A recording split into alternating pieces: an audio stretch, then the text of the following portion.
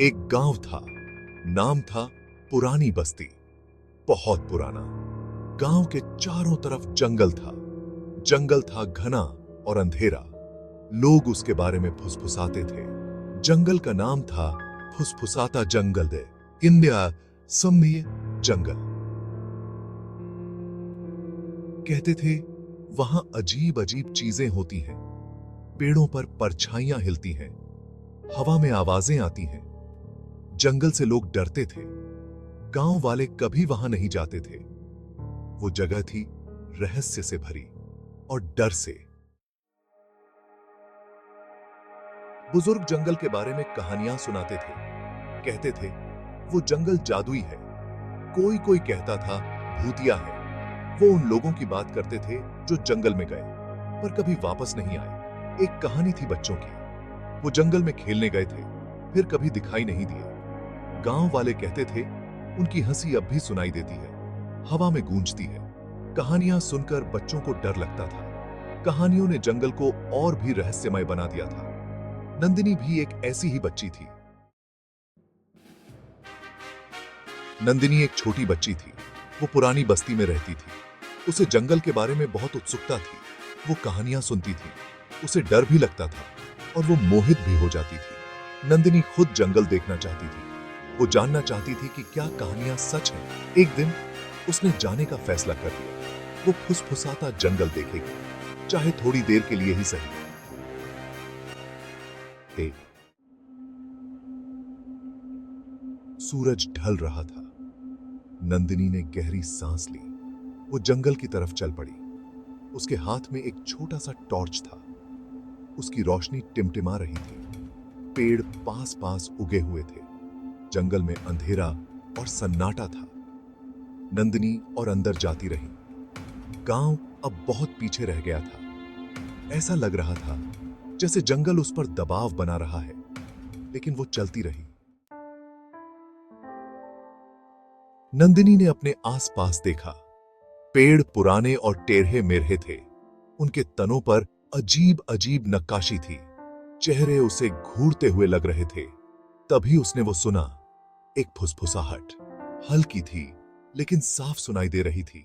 ऐसा लग रहा था जैसे पेड़ खुद फुसफुसा रहे हैं, उसका नाम पुकार रहे हैं।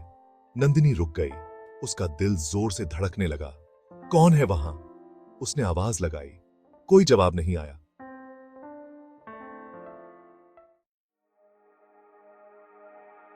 नंदिनी एक कदम पीछे हटी। तभी उसने उन्हें देखा, बच्चों को। वो पेड़ों के बीच खड़े थे। उनके कपड़े पुराने और फटे हुए थे। वो उसे देखकर मुस्कुरा रहे थे। हमारे साथ खेलो, एक बच्चे ने कहा। उनकी आवाजें हवा जैसी थीं। वे उसे बुला रहे थे। नंदिनी को ठंड लग गई। ये आम बच्चे नहीं थे, वो कहानियां जानती थीं। नंदिनी के दिल में डर समा गया। वो सच जान गई थी, ये बच्चे भूत थे, जंगल की भटकी हुई आत्माएं। वो पलटी और भागी। जितनी तेज भाग सकती थी, भागी। ऐसा लग रहा था जैसे जंगल उसके चारों तरफ सिमट रहा है। कांटे उसके कपड़ों को चीर रहे थे, लेकिन वो नहीं रुकी। आखिरकार उसने जंगल का किनारा देख लिया। पेड़ों के बीच से रोशनी आ रही थी। वो बाहर खुले में निकल गई। नंदिनी गांव पहुंचने तक दौड़ती रही। वो हाँफ रही थी। उसके चेहरे से आंसू बह रहे थे। गांव वाले उसके आसपास जमा हो गए। वो परेशान हो गए थे। उन्होंने उसकी चीखें सुनी थीं। क्या हुआ? उन्होंने पूछा। नंदिनी ने जंगल की तरफ इशारा किया। बच्चे, उसने फुसफुसाते हुए कहा। मैंने उन्हें देखा। गांव वालों ने एक दूसरे को देखा। वे समझ गए थे कि उसका क्या मतलब है। एक बूढ़ी औरत आगे आई। उसने नंदिनी को अपनी बाहों में ले लिया। वो कोई नुकसान नहीं पहुंचाते, उसने कहा। वो बस खो गए हैं। वे किसी के साथ खेलना चाहते हैं। गांव वाले नंदिनी को घर ले गए। उन्होंने उसे खाना खिलाया और उसे दिलासा दिया। उस रात नंदिनी ने गुमशुदा बच्चों के लिए प्रार्थना की। उसे उम्मीद थी कि उन्हें शांति मिलेगी। जंगल ने अपने रहस्य अपने पास रखे, लेकिन नंदिनी सच जान गई थी। अगले दिन गांव वाले जंगल में गए। वे फूल और भोजन चढ़ा कर आए। उन्होंने गुमशुदा बच्चों के लिए प्रार्थना की। फिर वे गांव लौट आए। जंगल वैसे का वैसा ही रहा, अंधेरा और रहस्यमय। फुसफुसाहट जारी रही, लेकिन नंदिनी कभी वापस नहीं गई। जो उसने देखा था वो कभी नहीं भूली।